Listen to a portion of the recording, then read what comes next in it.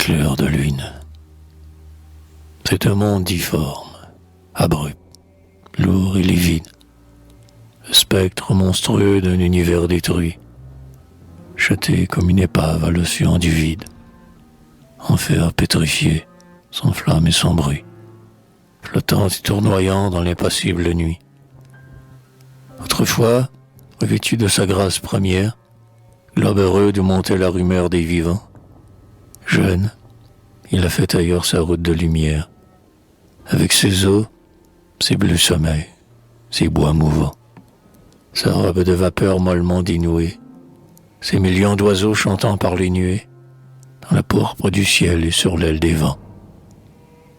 Loin des tièdes soleils, loin des nocturnes gloires, à travers l'étendue il roule maintenant. Et voici qu'une mer d'ombre, par gerbes noires, contre les bords rongés du hideux continent, s'écrase, furieuse, et trouve, en bouillonnant, le blême escarpement des rugueux promontoires. Jusqu'au faîte des pics, elle jaillit d'un bond, et, sur leurs escaliers versant ses cataractes, écume et rejaillit, hors des gouffres sans fond, dans l'espace aspergé de ténèbres compactes, et de ces blocs disjoints, de ces lugubres flots, de cet écroulement horrible, morne, immense. On n'entend rien sortir, ni clameur ni sanglots. Le sinistre univers se dissout en silence. Mais la terre, plus bas, qui rêve et veille encore, sous le pétillement des solitudes bleues, regarde en souriant, à des milliers de lieues, la lune, dans l'air pur, tendre son grand arc d'or.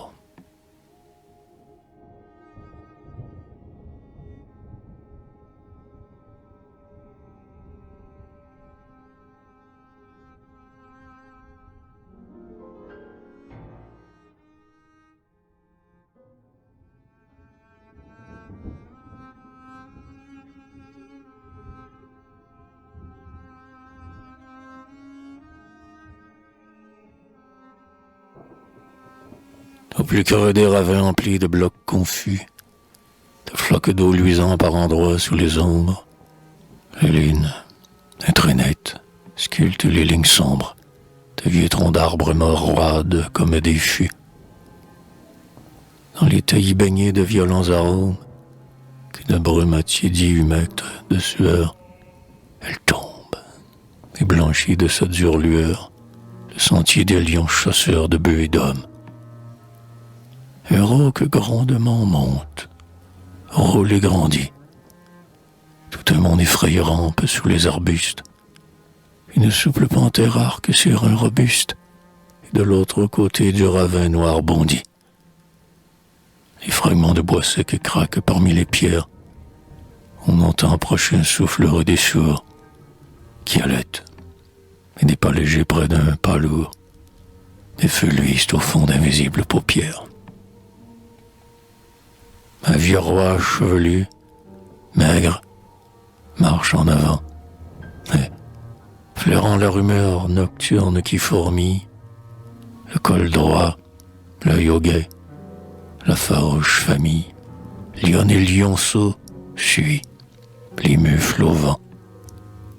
Le père, de ses crins voilant sa tête affreuse, hume un parfum subtil dans l'herbe et les cailloux. Il hésite et repart, et sa queue au fouereau, par intervalles bat ses flancs que la faim creuse. Hors du forêt, tous quatre, au fait du coteau, aspirant dans l'air tiède une proie incertaine, un instant arrêté, regarde par la plaine que la lune revêt de son blême manteau.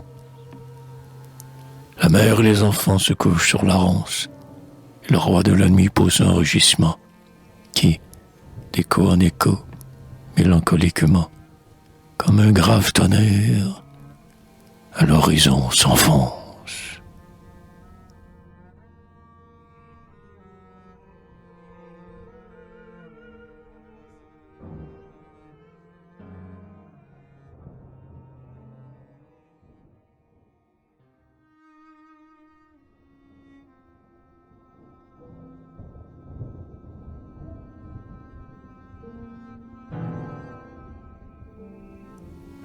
la mer est grise, calme, immense.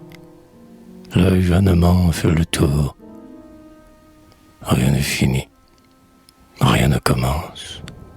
Ce n'est ni la nuit, ni le jour. Point de lame à frange d'écume, point d'étoile au fond de l'air. Rien ne s'éteint, rien ne s'allume. L'espace n'est ni noir, ni clair. Albatros, pétrel au cri rude, marsouin, souffleur, tout a fui. Sur les tranquilles solitudes, plane vague et profond, ennui. Nulle rumeur, pas une haleine. Le lourde coq au lent roulis, hors de l'auterne montre à peine le cuivre de ses flancs polis. Mais, le long des cages à poules, les hommes de quart, sans rien voir, regardent en songeant les houles monter, descendre et se mouvoir. Mais, vers l'est, une lueur blanche, comme une cendre au vol léger, qui par nappes fines s'épanche, de l'horizon semble émerger. Elle nage, pleut, se disperse, s'épanouit de toutes parts, tourbillonne, retombe et verse son diaphane et doux brouillard. Un feu pâle lui est déferle. La mer frémit, s'ouvre un moment, et dans le ciel, couleur de perle, la lune monte.